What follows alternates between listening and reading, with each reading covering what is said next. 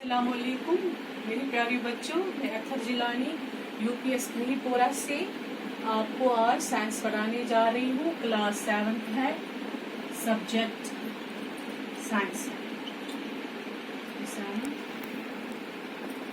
Subject science topic है हमारा आज का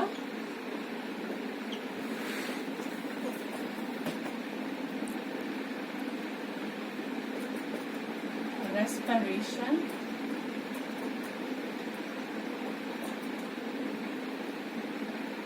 in organisms।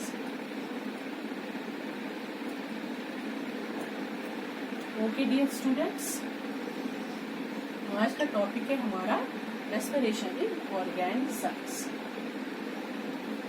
आपको पता है रेस्पिरेशन किसको कहते हैं? पहले बोलते नहीं थे, मतलब पहले ऐसे सुना है मैंने बहुत सारे बच्चों से। वो रेस्पिरेशन कहते हैं inhale of oxygen and exhale of carbon dioxide is called respiration. But ये वो चीज नहीं, ये रेस्पिरेशन इसको हम inhale of oxygen and given out of carbon dioxide को हम ब्रीदिंग कहते हैं। क्या कहते हैं? ब्रीदिंग। ये एक पार्ट है रेस्पिरेशन का। Inhale of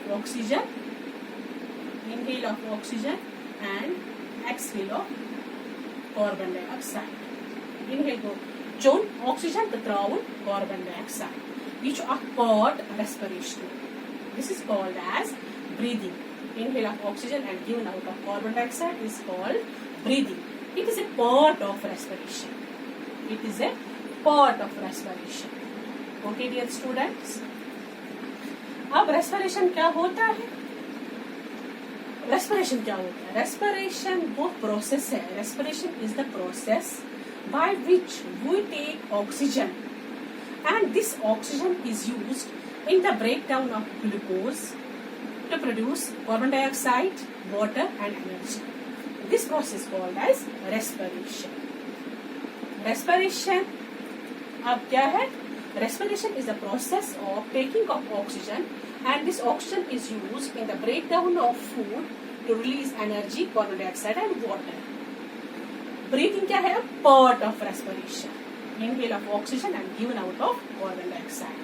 It is a part of respiration. जो रेस्पिरेशन होता है ये एसेंशियल प्रोसेस है। ये हर एक ऑर्गेनिज्म में होता है respiration, because it is very essential process. इसके बगैर कोई भी ऑर्गेनिज्म सर्वाइव नहीं करेगा। ओके डियर स्टूडेंट्स, अब मैं आपको बोलूंगी respiration, the break down of food, it takes place in the cells with the release of energy, and that process called as cellular respiration. Cellular respiration. जो respiration हमारे में होता है, break down of food in the cells with the release of energy is called as cellular respiration. Cell आपको पता होगा, cell किसको कहते हैं? Cell is the basic unit of life. It is a functional unit of life.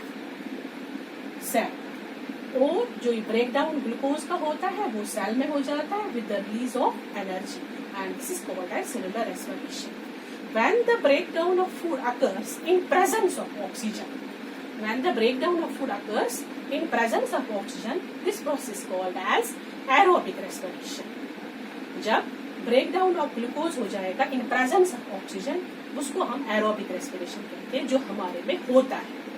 Breakdown of food, that is C6H12O6 plus 6 times oxygen. It gives us, in presence of oxygen, it gives us 6CO2 plus 6H2O plus energy. Okay dear students, that means ये किस in presence of किसकी मौजूदगी में? Oxygen. इसको हम aerobic respiration कहते हैं। Breakdown of glucose in presence of oxygen gives carbon dioxide, water and energy, जो एनर्जी हमें काम करने में मदद जिससे हम काम कर सकते हैं। अगर हमारे पास एनर्जी नहीं होती तो हम कोई काम भी नहीं कर सकते। एनर्जी क्या होता है? एनर्जी को मैंने आपको डेफिनेशन लिखा है, ability to do work, ability to do work. Okay dear students, यहाँ तक हमारा एरोबिक रेस्पिरेशन हो गया। अब एरोबिक रेस्पिरेशन क्या होता है? Break down of glucose in presence of oxygen with the release of carbon dioxide, water and energy. अब anaerobic respiration.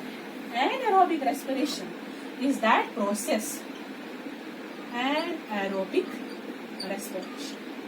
Anaerobic respiration, it takes place in absence of oxygen. In absence of oxygen. ये कब होता है? जब oxygen absent हो। ये it takes place in absence of oxygen. It takes place in yeasts.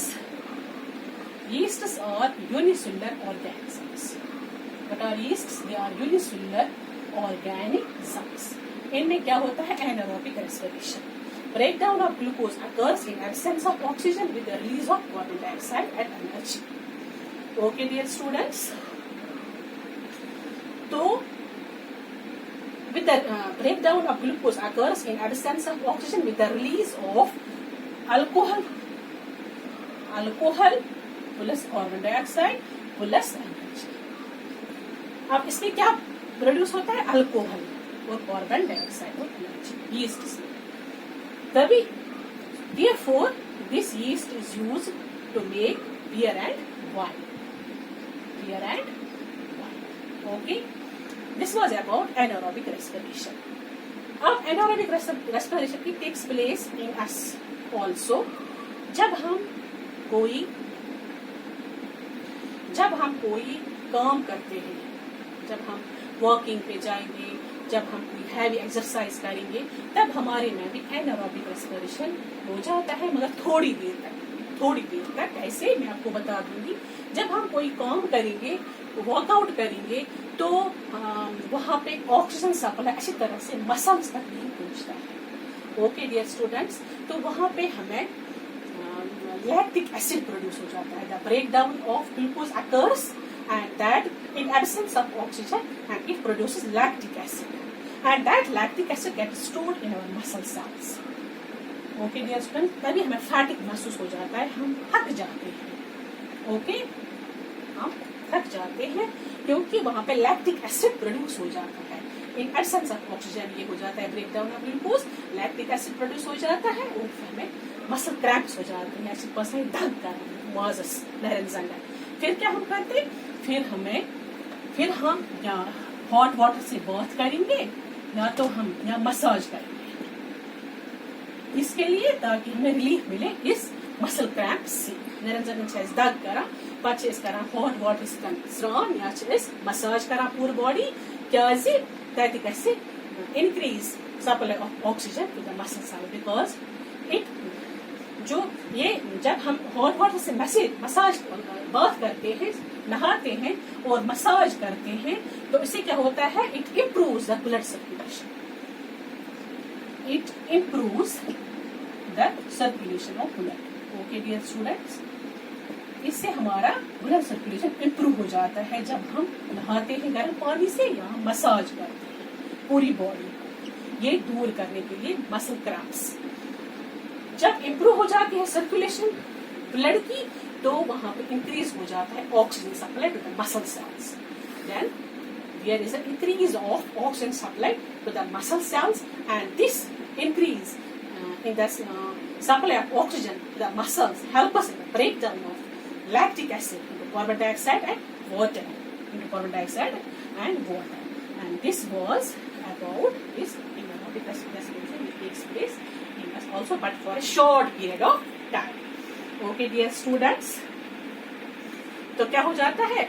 जब हम मसाज करते हैं, दोबारा मैं बोलूंगी, हॉट वाटर से बाथ करते हैं तो ये इम्प्रूव करता है सर्कुलेशन ऑफ ब्लड। जब सर्कुलेशन ऑफ ब्लड हमें इम्प्रूव हो जाता है तो ऑक्सीजन सप्लाई इंक्रीज हो जाती है मसल सेल्स में, मसल सेल, तो वो ऑक्सीजन हेल्प्स करता है break down of this lactic acid, store होता है हमारे मसल सेल्स में। ये ब्रेक डाउन हो जाता है किसमें? कार्बन डाइऑक्साइड में और energy, carbon dioxide and this water and energy. carbon dioxide and water energy. Okay, dear students, this was all about this anaerobic respiration, aerobic respiration, and cellular respiration. And tomorrow we will start this how we respire, what is the respiration and how it takes place in us. Okay, this is enough today. Okay, the half is day. Bye.